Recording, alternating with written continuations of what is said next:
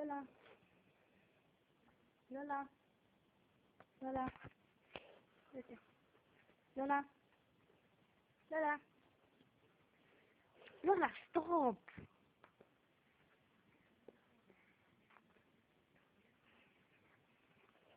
Uite-mi acolo. Uite.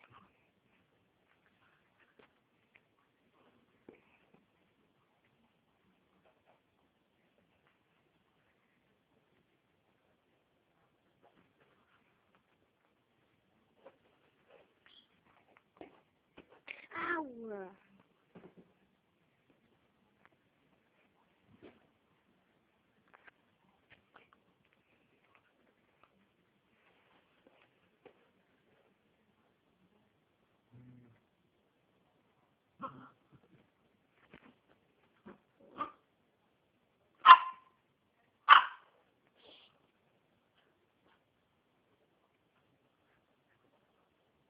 Hai, arată-ți fața camerei.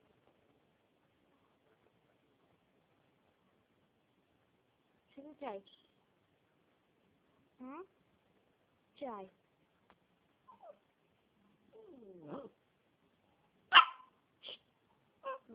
Nu fi nesimțită. Lola, mă supăr. Nu, mă supăr eu. Eu mă supăr. Eu mă supăr. Să știi că am nesimțită. Mă supăr tare pe tine. Nu mai primești dulciuri de astea.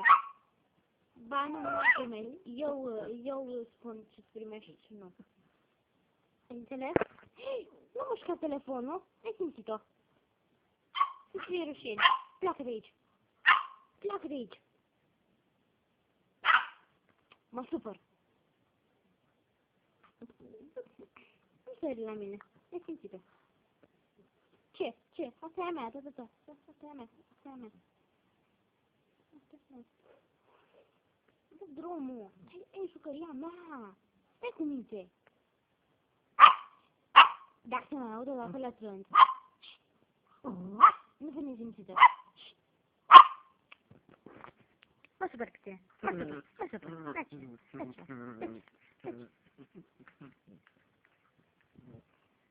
Mă supăr. Spune pa. Ce, nu vrei? Spune pa. Acum spune pa. Lola, spune pa. Du-te mai încolo. Spune pa. Asta nu e un pas frumos. Au. Spune pa. Ai simțit-o. Glumeam, Lola.